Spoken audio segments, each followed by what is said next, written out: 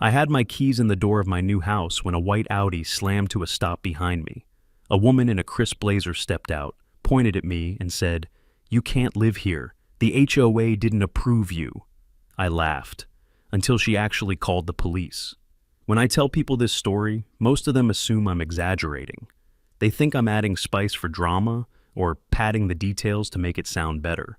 But every word you're about to hear is exactly how it unfolded, starting with the moment I set foot on the property I inherited from my Uncle Walt. It was just past noon when my wife, Emily, leaned forward in the passenger seat and whispered, "Lucas, it's even prettier than I remembered." I had to agree. The road curved gently up the hillside, the kind of slow bend that lets you take in the whole scene. The tall pines at the edge of the lot swayed in the breeze, and sunlight broke through in soft golden strips across the old porch. The house wasn't fancy, 2 stories, wood siding, plenty of age on it, but it was solid, honest, a home that felt lived in, even after sitting empty. Our son Caleb was the first one out of the car. He jumped down with the excitement only an 8-year-old can manage and yelled, "Dibs on the room with the big window!" Emily laughed, shaking her head the way she always does when he gets ahead of himself. "Let your father open the place first, sweetheart." I stepped up to the front door with the key I'd been carrying around in my pocket for almost 2 months, long enough to imagine this moment 100 different ways. I checked the paperwork again out of habit, probate documents, the tax parcel map showing clearly that the land sat outside any subdivision, and the title confirming what I already knew. This wasn't just a house, it was freedom. No HOA, no rules committee, no community standards. Just our family, a piece of land, and the life we planned to build on it. I put the key into the door, and that's when everything changed. A sharp screech of tires cut through the quiet. I turned around just in time to see a white Audi glide to a stop behind our moving truck, blocking the driveway like it owned the place. The door opened, and out stepped a woman in a pale blue blazer, heels clicking across the gravel. The way she moved, it was like someone stepping onto a stage, already expecting applause. 2 men climbed out after her, broad shoulders, matching polo shirts, and the words Silver Horizon Estates HOA Compliance Division stitched across their chests, the kind of coordinated uniforms that tried a little too hard to look official. The woman planted herself between me and my own driveway and called out, "Excuse me, you can't be here without clearance." I blinked, thinking she was lost. "I live here," I said, "or I'm about to. My name's Lucas Wright." She frowned like the very syllables offended her. "This property falls under the jurisdiction of the Silver Horizon Estates HOA. All move-ins must be pre-approved." Behind me, I heard Emily step closer. "Lucas, what is she talking about?" I held up my folder. "This lot isn't part of any HOA. It never has been. County zoning confirms it. But the woman, who would later introduce herself as Karen Aldridge, didn't even look at my documents." "That may have been true once," she said, "but we updated the boundaries in 23. This parcel is now within our authority." I let out a breath and tried not to laugh. "Ma'am, you can't just redraw landlines because you feel like it." Her smile tightened. One of the compliance officers stepped forward, puffing his chest, and said, "We'll need to inspect the premises immediately." Emily put a hand on my arm. Even Caleb had gone quiet. "No," I said firmly. "You're trespassing. This is private property." Karen's eyes narrowed with a cold, rehearsed confidence. "Then I'll call the police," she said. "Let them sort it out." And with that, the first stone of a much larger avalanche began to roll. I watched Karen Aldridge pull out her phone like she was drawing a weapon she'd been waiting all day to use. Her fingers moved fast, practiced, confident, too confident. Emily stepped beside me, her voice low. "Lucas, is she serious?" "Oh, she's serious," I whispered back. "And she has no idea she's wrong." Or at least, that's what I thought at the time. Karen didn't bother speaking quietly. She wanted us to hear every word. "Yes, hello. This is the HOA president for Silver Horizon Estates. I need officers dispatched to my location immediately. We have an unlawful occupancy." Unlawful? Occupation? You'd think I'd stormed Fort Knox. I crossed my arms, leaned against the porch post, and let out a slow breath. Unbelievable. The 2 compliance officers spread out a little, one drifting toward the front corner of the house, the other toward the side yard, as if they were assessing a crime scene. Their polos stretched tight across their shoulders, and both wore the same clipped expression, half boredom, half authority fantasy. I stepped forward. "Hey, don't go wandering around my property. You have no right to be here." The taller one stopped, turned his head just enough to let me know he'd heard me, but not enough to acknowledge I existed. Karen snapped her fingers sharply. "Gentlemen, stay within visual range. Visual range, not a phrase normal people use." Then she turned her attention back to me with a professional, smile meets predator look. "Mr. Wright, the sooner you understand how our community operates, the smoother this transition will go." "There is no community," I said evenly. "Not here, not this house. I checked the records myself." "Oh, I'm aware," she replied, adjusting the sleeve of her blazer. "But the board voted to update our jurisdictional boundaries in late '23. This lot became part of Silver Horizon shortly after." Emily spoke up, trying to keep her voice calm. "Our realtor said this home wasn't part of an HOA. The title search came back clean." Karen gave her a pitying smile. "That's because the old boundaries were still on file. It takes time for county databases to update. Bureaucracy is slow." I stared at her. "So, let me get this straight. You're saying your HOA simply expanded beyond its development, onto private land, without notifying the owner?" She nodded like a teacher rewarding a student for catching up. "We do what's necessary to maintain standards." There it was, that word again. Standards, a beautiful word when used for craftsmanship or personal character. A terrifying one when used by someone like her. I opened my binder and pulled out the tax parcel map, printed in color, stamped by the county recorder's office. "These are the official lines," I said, "and they have not changed." She didn't even glance at the papers. "That map is outdated." "No," I said, controlling my voice. "It's the one the county uses right now." Karen gave a small, dismissive shrug. "We'll let law enforcement sort it out." Behind us, Caleb tugged lightly on Emily's sleeve. "Mom, what's happening?" Emily knelt and put an arm around him. "It's okay, baby. Dad's just talking to some people." But her eyes told me she didn't believe that, not for a second. The taller compliance officer suddenly spoke. "Mrs. Aldridge, do you want us to begin the preliminary exterior review?" Karen nodded once. "Yes. Document any nonconformities. We'll need a full report." I stepped between them. "No one is reviewing anything, not 1 inch. This is private land." Karen rolled her eyes, and it wasn't a small gesture. It was the kind of eye roll you could see from a mile away.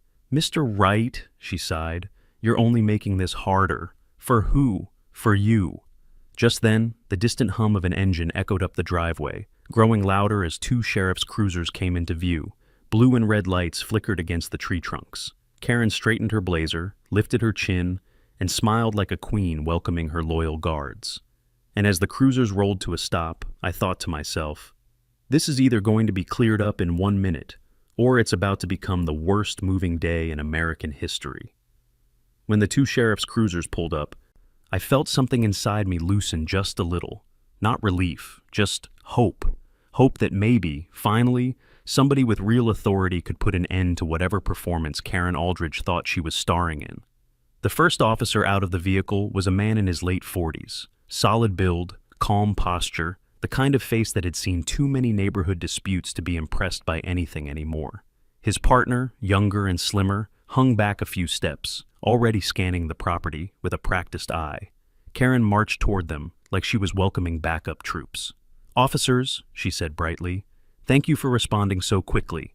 This man," she pointed at me without looking, "and his family are attempting to unlawfully occupy protected HOA property." The older officer took off his sunglasses and gave her a slow, patient blink. "Ma'am, I'm going to need you to take a breath and start from the beginning." Karen didn't breathe. She launched straight into a speech. "This parcel is under the jurisdiction of the Silver Horizon Estates Homeowners Association. These people moved in without board approval. We require all occupants to undergo compliance orientation before," I stepped forward. "Officer, none of that is true. This isn't part of any HOA. I have the documents right here." He turned to me, hands resting calmly on his duty belt. "All right, let's see what you've got." I opened my binder, the same one I'd double-checked in the car before we even pulled up the driveway. Probate transfer, title deed, zoning confirmation, county parcel map with the boundaries circled in red.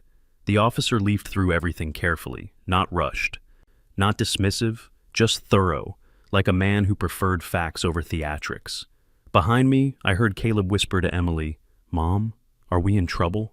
She wrapped her arms around him. "No, sweetheart, we're okay. Dad's just talking." But her voice had that tight edge to it, the one she used when she was trying not to show fear. After a long moment, the officer closed the folder and nodded.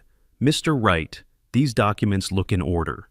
Karen's mouth fell open like someone unplugged her speech processor. "What do you mean, look in order?" she demanded. "Our updated jurisdiction map." She thrust her glossy binder toward the officer. He didn't take it. Instead, he said the words that changed the entire tone of the encounter. "Ma'am, HOA policies don't override county zoning. If the county says this home isn't part of your HOA, then it's not." Karen's cheeks flushed, but she forced a smile that could have cut glass. "You mean to tell me you refuse to enforce?" "We're not refusing anything," the officer said evenly. "But what we have here is a civil dispute, not a criminal one. We don't handle those." I felt my stomach drop. "Wait," I said. "So, if she comes back tomorrow, or next week, or whenever she wants, that's a civil matter too," the officer said. "You'll need to work it out through the courts." Courts, as in lawyers, hearings, piles of paperwork, months of stress. And Karen heard it all, loud and clear. Her smile grew slow and poisonous. "Well," she said, "thank you for confirming that." The younger deputy finally spoke up. "If either party escalates, damages property, threatens anyone, then it becomes our problem. Until then, you'll need to resolve this yourselves." He wasn't rude, just matter of fact. But every syllable felt like another brick dropping on my shoulders. Karen folded her arms with a victorious little shrug. "Officers, appreciate your time," she chirped, already turning back toward her Audi. "You've been very helpful." The deputies gave me a sympathetic look. The older one even leaned in slightly and lowered his voice. "Keep records," he said. "Everything. Dates, photos, videos, conversations, just in case this goes further." That was the moment I realized he didn't think this was over, not by a long shot. Emily squeezed my hand gently. "Lucas, what do we do now?" I watched Karen step into her Audi, the compliance officers climbing in behind her. Her engine revved once, sharp and triumphant, before she pulled away. I exhaled slowly. "I don't know," I said, "but whatever she thinks she's starting, she has no idea who she's dealing with." But the truth was, I wasn't so sure either, and I had no idea just how far she was willing to go. That first night should have been peaceful. We'd finally moved enough boxes inside to make the house feel halfway livable. Emily made sandwiches for dinner, Caleb fell asleep on a pile of blankets in the living room, and for a few hours, the world went quiet again. But just before 9 o'clock, something felt wrong. Not loud, not obvious, just wrong. A stillness settled over the property, the kind that presses against the windows like a held breath. Even the wind seemed to stop moving. I stepped out onto the porch, listening. And that's when I saw it. A pair of headlights paused at the edge of the road, not approaching, not leaving, just sitting there, idling, watching. At first I thought it was someone lost, checking a GPS, but the car didn't move, didn't even inch forward or backward. It just hovered like a question no one wanted to answer. I slipped my phone out and quietly started recording. A simple precaution, I told myself. Then the car pulled away, slowly, deliberately, like whoever was inside wanted me to see them leave. When I stepped back inside, Emily was waiting at the door. "Was that her?" she whispered. I didn't want to assume, but I also didn't want to lie. "I don't know," I said, "but I'm not liking the timing." She bit her lip, glancing toward the living room, where Caleb slept curled under a blanket decorated with little blue rockets. "I don't want him to be afraid." "He won't be," I said, though I wasn't entirely convinced myself. "He won't even know anything happened. But kids always know. They always feel when the air changes." An hour later, after Emily and Caleb were asleep, I went outside again, this time with a small flashlight and the quiet determination of someone who needs answers, even if he doesn't like what he'll find. I walked along the fence line, nothing damaged, nothing stolen. But something was wrong. a laminated sign zip-tied to one of the trees. Temporary Community Oversight Zone violators subject to fines. HOA letterhead, Karen's signature at the bottom. I stared at it, trying to understand the logic, if there was any logic at all. This wasn't a warning. It wasn't even a threat. It was a declaration, a marker, a claim, a territorial flag in a war I didn't know we were already fighting.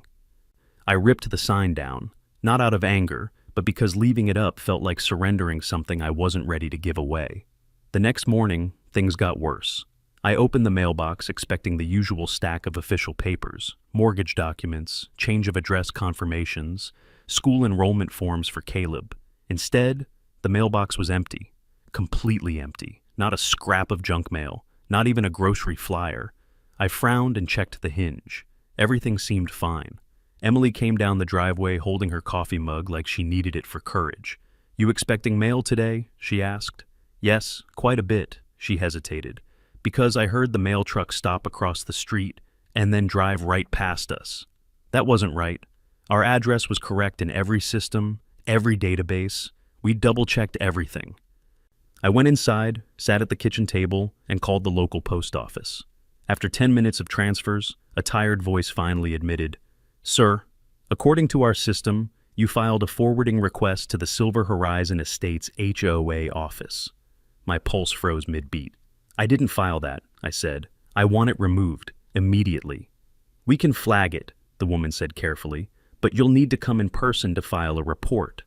I thanked her, hung up, and realized my hands were trembling slightly. She was still coming at us, quietly, strategically. Without leaving fingerprints, just enough interference to disrupt our lives, but not enough to trigger a criminal charge. I stepped outside again. The morning sun lit up the hills beautifully, as if nothing were wrong, but the air felt tense, unsettled. Emily joined me on the porch, arms wrapped around herself. "Lucas," she said softly, "she's not going to stop, is she?" I shook my head. "No, I don't think she's even started." The next morning, I woke to the low rumble of diesel engines, heavy, steady, unmistakable, the kind of sound that doesn't belong on a quiet hillside. For a moment, I thought maybe it was a delivery truck, or maybe the neighbor's tractor, but the moment I stepped outside, all doubt vanished. 2 concrete barriers, each the size of a small car, were sitting squarely across my driveway, thick, gray, industrial, the kind of blocks used to close highways during construction. Spray painted in bright orange across both barriers were the words, "No trespassing, HOA access only." It took my brain a moment to register what I was looking at. Not a prank, not a mistake, a message, a loud, unmissable message. Behind me, the screen door creaked open. Emily stepped out slowly, robe pulled tight around her shoulders. She whispered, "Oh my God." And I don't know why, but I suddenly felt embarrassed, like I had failed to protect her, failed to protect Caleb, and failed even before the real fight had begun. I walked up to the barrier and ran my hand across the cold concrete. The spray paint was still fresh. My fingers picked up a little dust of orange. "Lucas," Emily said again, softer this time, "what is she doing? What is she trying to prove?" "I don't know," I said, "but she wants us to think she's in control." I could feel anger gathering low in my chest like a slow burn, but I forced myself to breathe. Older men in my family used to warn me, never let fury make the first move. Reason gives you more leverage. And I needed every inch of leverage I could get. I pulled out my phone and began recording, not with the frantic energy of someone trying to make a scene, but with the quiet, deliberate calm of someone building a record for the sheriff, a record for a judge, a record for whoever would have to clean up this mess later. I spoke clearly into the microphone. "This is my driveway. These blocks were not authorized. This is unauthorized obstruction by the Silver Horizon Estates HOA. Emily stood close behind me. I knew she didn't want to be on camera, but she stayed anyway, because she understood why I was doing it. If the police weren't willing to protect us yet, I needed the public to. I called a towing company. The dispatcher hesitated when I explained the situation. "This a neighborhood dispute, sir? HOA stuff?" "Yes," I said. "But these barriers are on my property. I need them removed." "Well, we can send someone, but you'll have to sign liability waivers. All of them." I signed every waiver. Small price to pay for reclaiming my own land. It took nearly an hour for the tow truck to arrive, and when it did, the driver, an older man with a heavy mustache, gave me a long, knowing look. He didn't say it, but I could tell. He'd seen this sort of nonsense before. "All right," he said, slapping the side of his truck. "Let's get these damn things out of your way." I kept recording as he hooked chains around the first barrier. The metal screeched and groaned. Concrete scraped against gravel. It sounded like someone dragging a tombstone across the earth. The whole time I scanned the road, half expecting Karen's Audi to appear like a bad omen. But she didn't show. Not yet.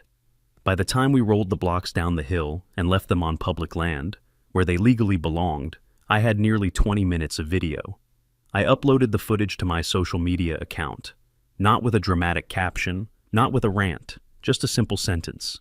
This is what happens when an HOA thinks it owns your land. I didn't expect much from it, maybe a few comments from friends, maybe a handful of people saying, "Wow, that's crazy." But within an hour, the video had 5,000 views. By lunchtime, 20,000. By evening, 50,000. The comments poured in. "This is insane. That's illegal. What HOA is this? They've lost their minds. Dude, lawyer up now. Post everything. You need proof." And for the first time since this mess started, I didn't feel alone. Emily watched the numbers climb from over my shoulder. She wasn't big on social media, but even she understood the significance. "You think this will help?" she asked quietly. "I don't know," I said truthfully, "but at least people are seeing what's happening." She took my hand. "Good, because I have a feeling she isn't finished." I looked down the hill toward the winding road. "No," I murmured. "She's just getting started." By the end of that week, I'd learned something important. Silence was never really silent out here. Even when the wind stopped, even when the house settled into its old wooden frame, even when the world around us seemed still, I could feel the tension humming beneath it all, like a storm gathering itself far off in the distance. And that storm came walking right up to my fence line one evening, disguised as a nervous young man in a hoodie. I was on the porch, sipping coffee that had long gone cold, replaying the events of the past few days in my head, the concrete barriers, the mailbox tampering, the late-night surveillance. I kept wondering where the next blow would come from. Then I saw someone standing near the mailbox at the edge of the driveway, not approaching the house, not calling out, just waiting. At first I assumed it was another nosy neighbor or one of Karen's so-called compliance officers doing their evening rounds. But the figure wasn't broad-shouldered like them. And instead of a polo shirt, there was a worn gray hoodie pulled over a head that seemed uneasy. I set down my mug and walked toward him, keeping my voice steady. "Can I help you?" The man stepped forward, hands raised slightly like he wanted to show he wasn't a threat. "Mr. Wright? Lucas Wright?" "Yes," I said cautiously. "Who are you?" He pushed the hood back, revealing a young face, maybe late 20s, with tired eyes and a guilty expression that didn't seem to belong to someone who enjoyed causing trouble. "My name's Ethan," he said. "Ethan? Well, technically I guess I'm still Ethan from the HOA. Then he added quickly, "But I'm not here on their behalf." I didn't say anything, just waited. Ethan looked around like someone might be listening from the trees. "Can we talk? Somewhere not so out in the open?" I hesitated for half a heartbeat, then nodded toward the porch. When we sat down, he didn't waste time. "I need to get something off my chest," he began. "And I need to do it before she drags more people into this." "By she," I said, "I assume you mean Karen." He nodded vigorously. "Yes, Mrs. Aldridge, Karen, whatever she calls herself these days." He reached into his jacket pocket, pulled out a small USB drive, and placed it carefully on the table between us, like it was something fragile that could explode if dropped. "What's this?" I asked. "Everything," he whispered. "Or, at least enough." He took a slow breath before continuing. "Listen, Mr. Wright, I didn't sign up for this. I joined the HOA because I needed steady work. Fixing sidewalks, checking storm drains, walking dogs for older neighbors. It wasn't glamorous, but it was honest. And Karen, well, she wasn't always like this." He paused, shaking his head. "But the power got to her, the authority. And when she got the idea of expanding jurisdiction, everything changed." I leaned forward. "Tell me exactly what she did." Ethan swallowed. "She made us sign a new boundary map, one she created. Not the county, not the developers, her. She said it was for order and community integrity, but when I hesitated, she threatened to write me up for insubordination. Said she had the board wrapped around her finger. If I didn't sign, she'd make sure I never worked in property management again. Emily stepped quietly onto the porch, wrapping Caleb's blanket around her shoulders. She didn't interrupt. She just listened, eyes drifting between Ethan and me. Ethan continued, voice trembling slightly. That USB, it has more than emails, more than the fake map. It has a recording. Recording of what? Emily asked softly. Ethan looked at her, then back at me. A closed-door meeting from last week. His voice dropped. I wasn't supposed to hear it, but I left my phone charging in the meeting room, and it recorded everything. He pushed the USB closer. You need to listen to it, but not around your son. She wasn't just planning to make your life difficult. She was planning to bury you alive in violations. Her exact words were, he paused, collecting himself. If the law won't handle him, we'll bury him under a mountain of citations until he begs to leave. Emily inhaled sharply. Caleb, thankfully, was asleep inside. I stared at the tiny USB drive, a piece of plastic no bigger than my thumb, and realized it might be the single most important object in my entire life at that moment. Ethan's shoulders sagged, as if saying the words took something out of him. I'm sorry, he said quietly. I didn't know how far she'd go until I heard that meeting. And when I saw the concrete barriers, when she started messing with your mail, I knew she wasn't going to stop. He stood, stuffing his hands into his pockets. I can't help her anymore, and I can't stay silent. I don't want to be part of destroying someone's home or someone's family. I stood up as well. Ethan, I said, you did the right thing coming here. He nodded once, stepping backward down the porch steps. Be careful, Mr. Wright, he said. Karen isn't playing a game. She thinks she's keeping order, and she'll do anything to protect that illusion. Then he turned and disappeared into the dusk. I picked up the USB and closed my fingers around it. A small, cold weight. A smoking gun.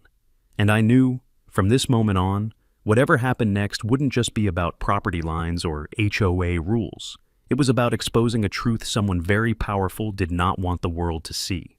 I don't remember the exact moment I woke up that morning. What I do remember is the sound. Chainsaws, plural. Not the distant hum of a neighbor trimming a tree, but the violent, ripping roar of 3 or 4 saws cutting through something thick, something close.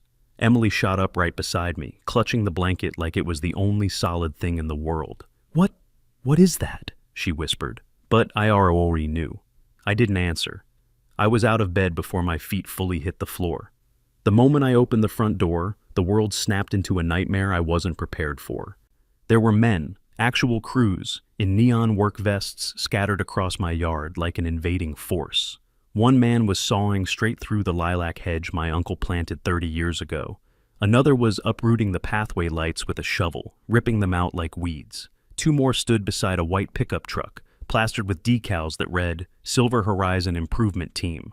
HOA branding, official looking, calculated. I jumped off the porch steps so fast I nearly tripped. Hey! Get off my property! For a moment, no one reacted. The chainsaws drowned everything out.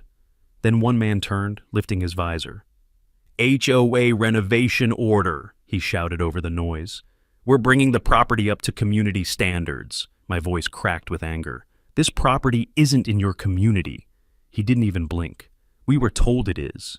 And we have permission. Permission from who? He pointed behind me. I turned, and there she was. Karen Aldridge, standing next to her black Lexus like a general surveying a battlefield she already believed she owned. Big sunglasses, perfect blazer, a smug smile so confident it made my stomach twist. She didn't shout. Her voice carried in that cold, calm way only certain people can pull off. Good morning, Mr. Wright. I hope you're ready for the upgrades. Upgrades? I said, stunned. You're destroying my property. We're correcting nonconformities, she replied pleasantly. The board approved light gray paint for the porch, and we're redoing the lawn to match HOA-compliant turf. Think of it as an investment. I stepped toward her, pointing at the ruined hedge. You forged documents, redrew boundaries, tampered with my mail. Allegedly, she cut in. You keep forgetting that word. Behind me, a sharp crack sounded, wood splintering. I turned just in time to see the old garden gazebo collapse as two workers finished sawing through the remaining supports. My chest tightened. That gazebo was one of the last things my uncle had built before he passed. Emily screamed from the porch. "Lucas! They're coming toward the house!" Caleb stood behind her, holding onto her legs, wide-eyed, silently terrified. That broke something inside me. I stormed toward the workers, but the two HOA compliance officers, the same men from her earlier visit, jumped in front of me. One placed a hand on the butt of something on his belt, not a gun, maybe a stun device or baton. "Sir, step back," he said. "HOA has temporary oversight." "Temporary what?" Karen clasped her hands behind her back like she was discussing afternoon tea. "Emergency community integrity provisions," she said, quoting nonsense she clearly made up. "We can take corrective action while we review your suitability." Suitability? Like I was applying for citizenship in her personal kingdom. Emily shouted from the porch again, voice shaking. "Lucas, please, call the police!" I did. They arrived in 20 minutes, and when they stepped out of their cruisers, I saw something shift in their faces. Not surprise, not outrage, but resignation. The older deputy raised both hands. "Everyone stop, now!" The workers actually complied, maybe because they thought law enforcement would side with Karen again. The officer walked the length of my destroyed pathway, surveying the damage slowly, methodically. I watched his jaw tighten. He turned to Karen. "Ma'am, do you have any legal authorization for this?" Karen held up her binder, the one she used like a holy script. "As I explained before, officers, this property falls under—" He cut her off. "And as we explained before, HOA guidelines do not override county zoning." "Then file a notice," Karen snapped. "But until the dispute is resolved, we are maintaining community standards." The deputy sighed, a heavy, defeated sound. "Mr. Wright," he said quietly, "we'll take statements and document everything. But this is still a civil dispute. We can't arrest them for property damage unless a judge rules." "Civil?" Emily cried out. "They nearly cut into the porch. They scared our son half to death." The younger deputy placed a sympathetic hand on his belt. "We'll write it all up," he said softly, "but you'll need to go through the courts." Karen smiled again, that same slow, poisonous smile. The workers packed up, loading the saws into the truck. They didn't look sorry. They didn't look proud either. Just tired men doing a job for someone who controlled their paychecks. When the last engine faded down the hill, I looked at my yard.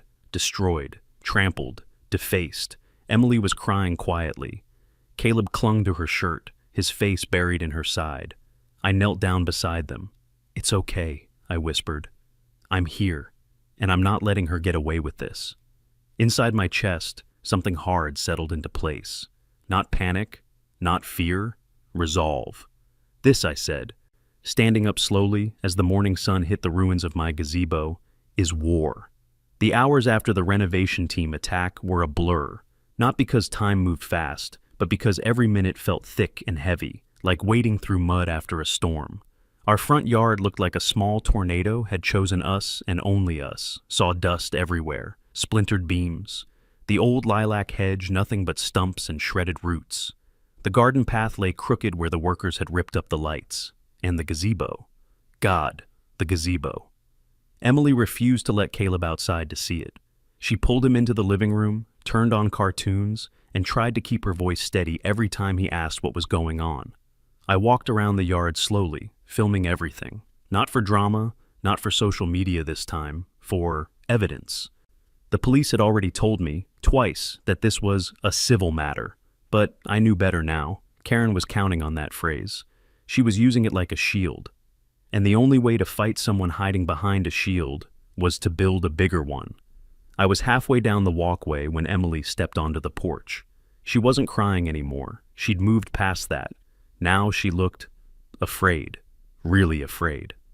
"Lucas," she said quietly, "someone's at the driveway." I turned. A car I didn't recognize was parked just behind the fence line. A silver sedan, not shiny or fancy, just there, watching. A man sat inside but didn't get out. Not Karen, not one of her uniformed puppets. This was someone new. "Stay inside," I told her. I walked halfway down the driveway. Enough to show I wasn't scared, but not enough to get near the car. The man inside raised his hands in a small, apologetic gesture and rolled down his window. "Mr. Wright?" he asked. "Yes, who are you?" "My name's Ron. I saw what happened." I frowned, staying cautious. "You a neighbor?" He nodded. "2 streets over, people talk. And when trucks with chainsaws start cutting into someone's property, people notice." "What do you want?" I asked. Ron leaned forward, his face earnest and tired. "I just want to warn you, Karen, she's not stupid. She's dangerous. She's been trying to push the HOA boundaries for years.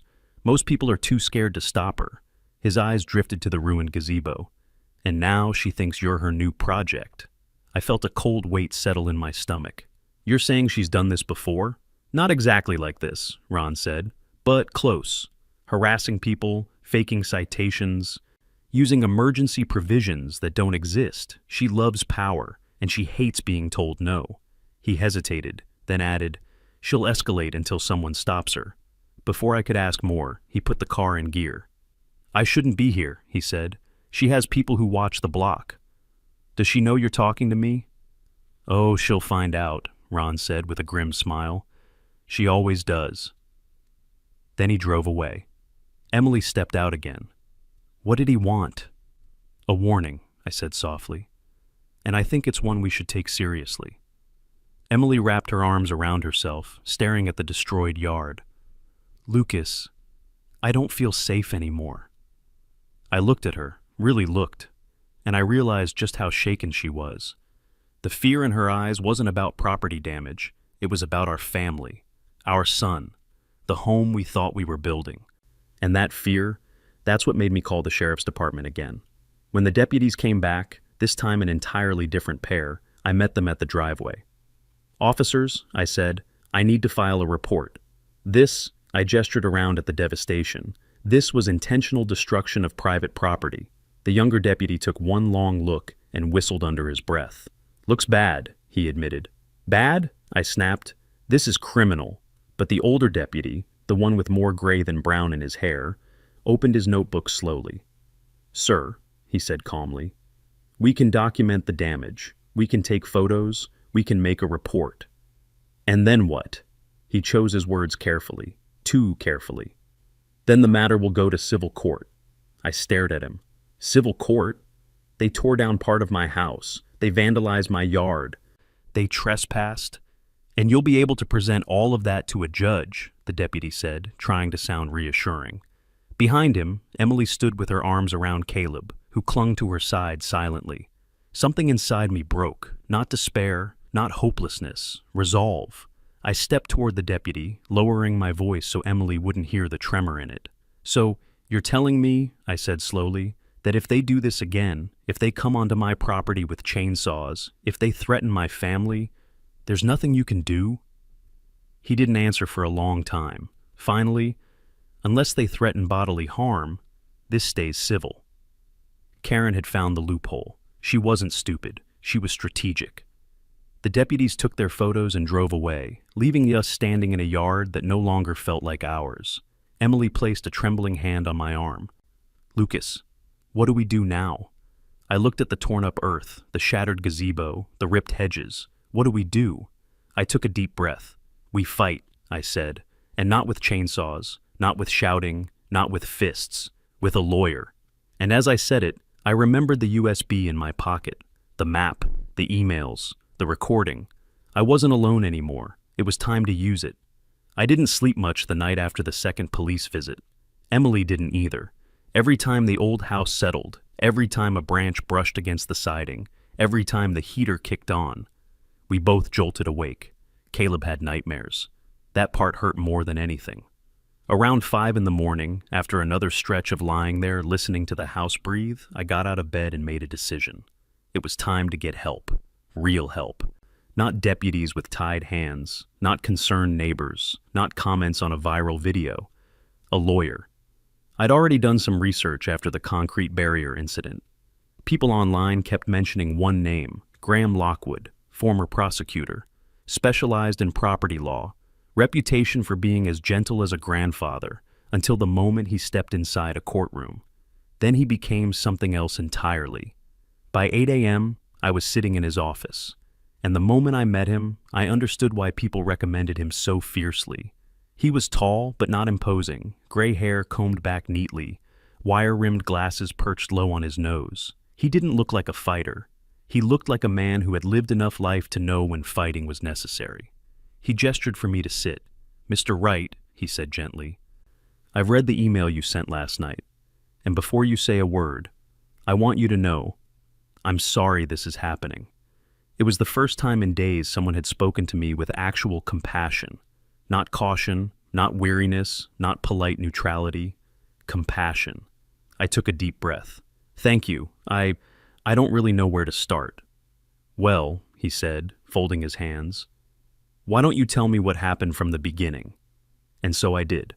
I told him about the white Audi, the boundaries, the fake paperwork, the concrete barriers, the surveillance at night, the mailbox tampering, the chainsaws, the collapsed gazebo, the officers shrugging it off as a civil matter, and last, the USB Ethan had given me. When I finished, Graham leaned back slowly, thoughtful. "Mr. Wright, forgive me for speaking plainly." "Please do. This isn't an HOA dispute." His voice softened, but his words hit hard. "This is targeted harassment, possibly conspiracy, possibly fraud, and in my experience, bullies like this only stop when the law forces them to." I swallowed. "So, what do we do?" He smiled, not kindly, but knowingly. "We build a case so airtight, even Karen Aldridge can't talk her way out of it." He opened a yellow notepad and clicked his pen. "Let's start with the evidence. You said you brought the USB. I handed it over. Graham plugged it into his computer, turned the monitor slightly so I could see, and opened the first folder. There were emails, dozens of them. Karen instructing board members to increase pressure. Karen ordering boundary enforcement without approval. Karen mocking the county zoning office. Karen bragging that the sheriff wouldn't intervene. Then he opened the audio file. It began with shuffling, chairs scraping the floor, murmurs. Then her voice, clear as day, cold, sharp, commanding. "He's a threat to order. If the law won't handle him, we'll bury him under a mountain of violations until he begs to leave." Graham paused the recording. Then he took off his glasses. "Well," he said softly, "that's what we call malicious intent." "Is that enough?" I asked. He looked at me dead in the eyes. "That, Mr. Wright, is enough to make a judge's eyebrows touch the ceiling." He turned to the next item, the fake boundary map. He expanded the digital file, scanning the metadata, filed from a non-official device. Timestamp doesn't match county logs, poor formatting. This wasn't just illegal. It was sloppy. He shook his head. "You'd be amazed how often arrogant people forget the basics." I let out a long breath I hadn't realized I was holding. "So, what happens next?" "Well," Graham said, "first, we file an injunction, an emergency one. We stop them from stepping foot on your property again, not even an inch." He began writing. "Second, we file a lawsuit. We go after her for damages, fraud, tampering, trespass, mail interference, property destruction, and emotional distress." He glanced over his glasses. "And yes, emotional distress is going to matter, especially with a child in the home." At the mention of Caleb, something in my chest tightened. Graham continued. "Third, we bring this recording to the county prosecutor. This isn't just civil. This borders on criminal conspiracy." I opened my mouth to respond, but he lifted a hand. "And fourth, we build momentum. You said your video went viral?" "It took off faster than I expected." He smiled. "Good. Public pressure matters. Judges read the news, prosecutors listen. Sunlight is a powerful disinfectant." He slid a thick stack of papers in front of me. "Now, I'm not going to sugarcoat this. The next few weeks will be hard. Karen will push back. She'll get ugly. She might even try something desperate." He paused. "But the difference now is that you won't be standing alone." For the first time in days, I felt something other than fear or anger. Relief, real relief. I shook Graham's hand. "Thank you." "You'll thank me," he said. When she's standing in front of a judge, wondering how her little empire collapsed, he gathered the documents. "I'll file everything today. You go home. Be with your family." I left the office feeling lighter, stronger, prepared for whatever fight Karen had planned next. But even with a lawyer, even with the evidence, even with the truth on my side, I had no idea just how explosive things were about to get, because Karen wasn't done, not even close. The county courthouse didn't look intimidating from the outside, just an old brick building with too many windows and not enough parking. But the moment we stepped inside, I felt the air change. A courtroom doesn't smell like fear or tension. It simply holds them, quietly, like a deep breath waiting to be released. Emily walked beside me, fingers laced through mine. Her grip was firm, but I could feel the tremor in it. I didn't blame her, I felt it too. Caleb stayed home with her sister. There was no way I'd let him witness what was about to unfold. Graham Lockwood, our attorney, walked in front of us with easy confidence. Not cocky, not showy, just steady, like a man who knew the weight of truth and how to carry it without shaking. Across the room sat Karen Aldridge, dressed in a sharp white suit that made her look like she was the one presiding over the hearing. Her posture was proud, chin high, hands folded neatly on the defense table. She didn't glare at me, she didn't sneer. She just watched with a faint amused tilt in her head, as if this entire proceeding was a mild inconvenience to be swatted aside. She truly believed she couldn't lose.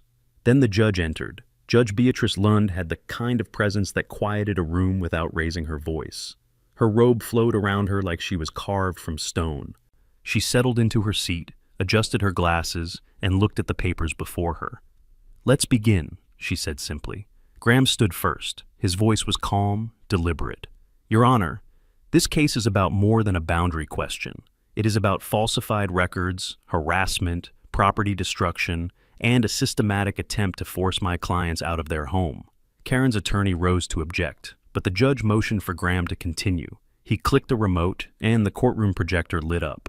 The first slide showed the official county zoning map, cleanly color-coded, time-stamped, documented, completely irrefutable. "This," Graham said, "is the real boundary map." Then he clicked again. Up came the forged one, Karen's map, sloppy digital lines, new borders that magically swallowed our property whole, a fake committee stamp, and metadata showing exactly who created it. The name K. Aldridge. The air in the room shifted as if the building itself leaned forward to get a better look.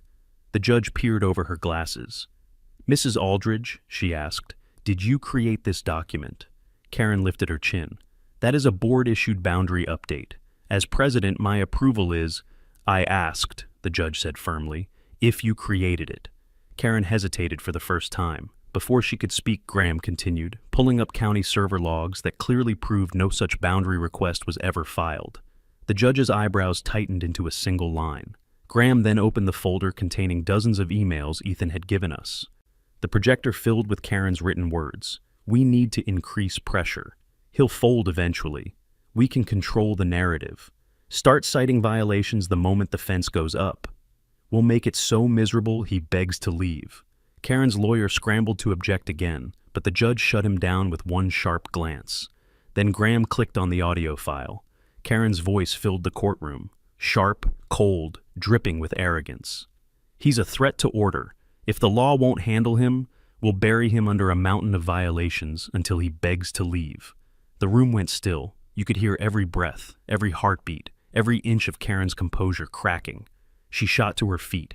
"That recording was private. It's taken out of context." "Sit down," the judge said. Karen sat, but her eyes burned with disbelief. Her certainty, her arrogance, her imagined untouchable authority, every inch of it was unraveling. Next came the photographs, the mail forwarding fraud, the surveillance car parked by our fence at night, the concrete barriers, the chainsawed hedges, the shattered gazebo, the uprooted lights, the live stream of the renovation team ripping through our yard. When the video played, Emily reached for my hand. My throat tightened. Watching it again made everything feel fresh, raw. When the footage ended, the judge leaned back in her chair for a long moment, eyes closed, as if weighing the full weight of what she'd seen. Then she opened them and spoke. "Mrs. Aldridge," she said, addressing Karen directly, "did you at any time believe you had legal authority to expand your HOA's boundaries onto this plaintiff's land?" Karen straightened her blazer, preparing herself. "Yes," she said confidently. "Absolutely." The judge nodded slowly. "That," she replied, "is the most alarming sentence I've heard in this courtroom all year."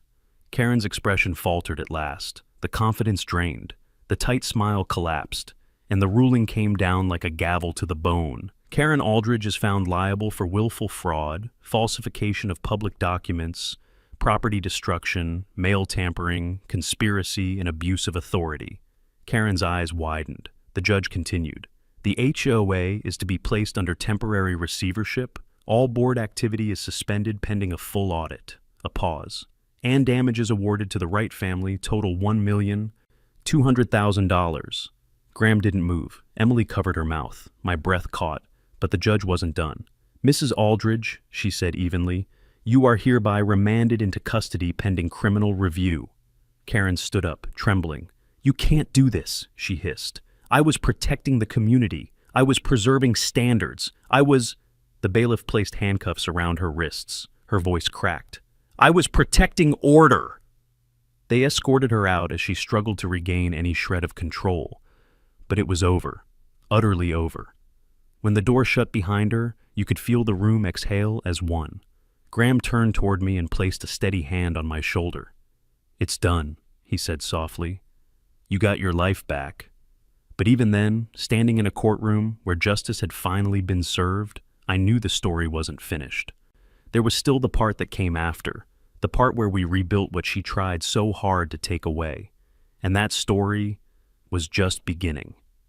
The house felt different after the verdict, not louder, not quieter, just lighter, as if the walls had finally stopped bracing for impact, as if the land beneath us had released a long, painful breath it had been holding since the day Karen first appeared in her white Audi. Emily and I stood on the porch that next morning, holding cups of coffee that went lukewarm in our hands. The sunrise spread across the hillside in soft gold, the same way it had the day we moved in, but now it felt earned. Like the land was welcoming us properly, without shadows watching from the road or threats hanging over the fence. Caleb shuffled outside, still in his pajamas, rubbing his eyes. Dad, is she gone? I crouched, placed a hand on his shoulder, and nodded. Yeah, buddy, she's gone. He didn't ask anything else. Kids understand far more than adults give them credit for, especially fear. Emily pulled him close. We're safe now, she whispered. And for the first time in weeks, she didn't sound like she was trying to convince herself. By mid-morning, the contractors Graham recommended began arriving. Real contractors, not the fake improvement team Karen sent with chainsaws and forged orders.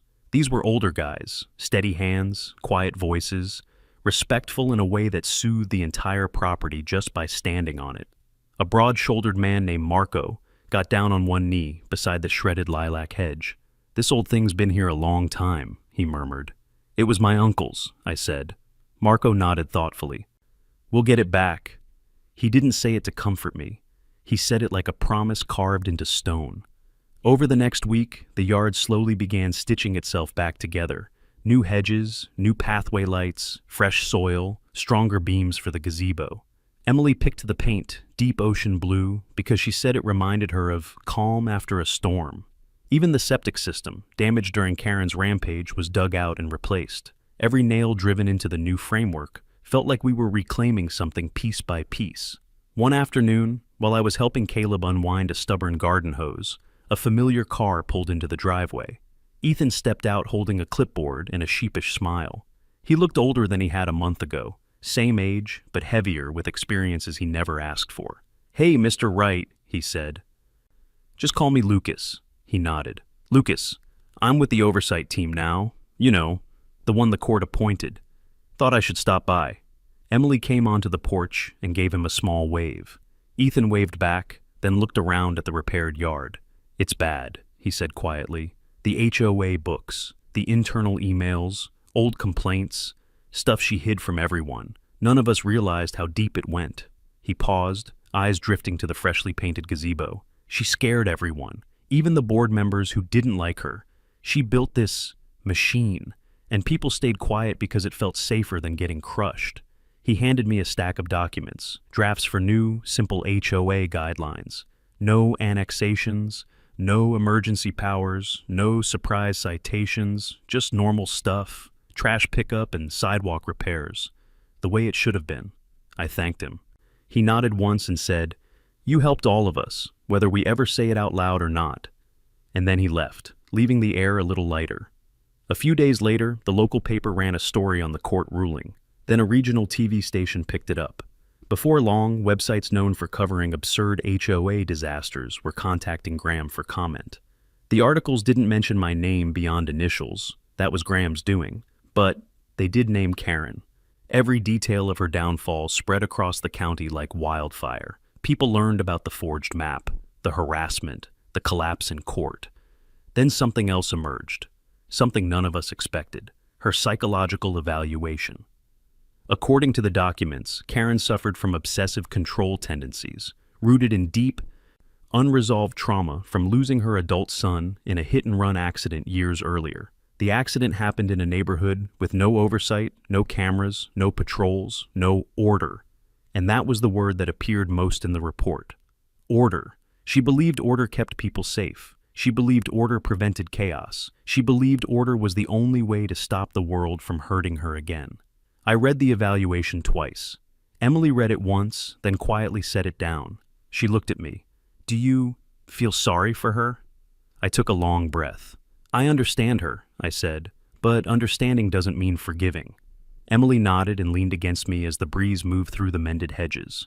Over the next week, neighbors began showing up one by one. Some came with casseroles, some with wine, some with quiet apologies. An older couple brought a handwritten card. "Thank you for standing up. We were scared to." I kept that card. I still have it. The HOA shrank almost overnight. Board members resigned, others stepped in, the charter was rewritten from the ground up. No more power grabs, no more intimidation, no more emergency provisions. Just a neighborhood again, not a kingdom. When the last contractor packed up his tools and drove away, the property felt whole, better than whole. It felt defended, by truth, by law, by our own stubborn refusal to be bullied out of what was ours. One evening, Emily and I sat on the new porch swing, swaying gently as the cool air moved up the ridge. Caleb was playing in the yard again, really playing, laughing like he used to. Emily rested her head on my shoulder. "I haven't heard him laugh like that in weeks," she whispered. "It's good to hear," I said. The sun dipped low, crickets began their nighttime chorus, and for the first time since we moved in, the peace felt real. "This is home now," she said softly. And I knew she was right. A year passed before I even realized it. Time has a strange way of moving after a long fight. It doesn't rush, it doesn't drag. It just heals, quietly, like a steady hand bandaging something you didn't notice had been bleeding. The property looked different now, better, safer, ours. The new gate had gone up last month, wrought iron, tall and sturdy, with clean brass accents that caught the sunlight in a way that made the whole driveway glow. Emily said it looked a little dramatic, but I liked it. It felt like a line in the sand, a promise made of metal. Across the top, in strong lettering we chose together, it read, "Private property, no HOA, no nonsense." Emily raised an eyebrow at the phrase "no nonsense." I told her it was my polite version of what I really wanted it to say. She rolled her eyes, but I caught her smiling. In the evenings, when the cicadas hummed and the breeze carried the smell of cedar and cut grass, I found myself walking down to that gate just to look at it, at the quiet road beyond, at the curve of the hill, at the stretch of land we almost lost because one person thought her will mattered more than the law. The house behind me had changed too. The new hedges had filled in, the repaired walkway curved gently past the garden lights, and Caleb's swing set, rebuilt by a neighbor who insisted on helping, stood strong and level, squeaking softly when the wind nudged it. The land had its voice back, its peace, its heartbeat. Every now and then the local paper still called, asking if I wanted to comment on the HOA case or the results of the federal audit. Apparently, the audit uncovered years of Karen's creative bookkeeping, thousands of dollars in community development that somehow turned into private decor, travel, and personal expenses. Most days, I let the calls go to voicemail. We hadn't gone through all of this to stay in the spotlight. We'd done it so we could sit on our porch in the evening and listen to nothing more dramatic than wind in the trees and a kid laughing in the yard. One weekend, Emily suggested we host a barbecue. Not a statement, she said. Not a victory party, just neighbors, real ones. So we did. We cleaned the grill, strung a few extra lights along the fence. set out folding chairs and old wooden benches that had been sitting in the shed since before we moved in. People came. Marco showed up with a tray of sausages and a grin. The older couple from down the road brought warm bread wrapped in a dish towel. A couple of the new HOA board members came too. Plain clothes, lowered shoulders, no clipboards, no binders, just people. Ethan arrived a little later than the others, parking his car at the base of the drive and walking up with a covered dish in his hands. "Potato salad," he said. "Figured there's always room for more of that." I laughed and clapped him on the shoulder. "I'm glad you're here," I told him, and I meant it. He looked around the yard, at the gazebo, at the kids running through the grass, at Emily, at the grill. "You know," he said, "I wasn't sure how this would all shake out, but seeing this," he nodded toward the house, "feels like the right ending." We ate as the sun slipped lower. The air cooled, carrying music and conversation from one end of the yard to the other. Caleb ran around with two neighbor kids, his laughter brighter and freer than it had been in a long time. At one point, he trotted over, cheeks flushed and eyes heavy. "Dad," he mumbled, crawling up into my lap, "are we going to stay here forever?" I looked out across the property, the gate, the trees, the blue-painted gazebo, the lights glowing soft along the path. "Yeah, buddy," I said, "we're staying." The evening eased into night. One by one, folks said their goodbyes and Juan headed down the driveway, waving as they passed through the gate. I walked a few of them down, hand resting for a moment on the cool iron as I closed it behind them. The road beyond was quiet. No white Audi, no strangers patrolling, no concrete barriers, just darkness and stars and the soft curve of the hill. When I turned back toward the house, the porch lights were glowing, warm and steady. Emily was gathering plates. Caleb had finally surrendered to sleep on the couch inside, sprawled sideways like only kids can. I stepped in and closed the door gently behind me, not in fear, not in defense, just the way a man closes the door of his home at the end of a good day. Our home, our land, our life. The storm was over, the fight was behind us, and now, at last, it was time to do the simplest, most powerful thing of all: live.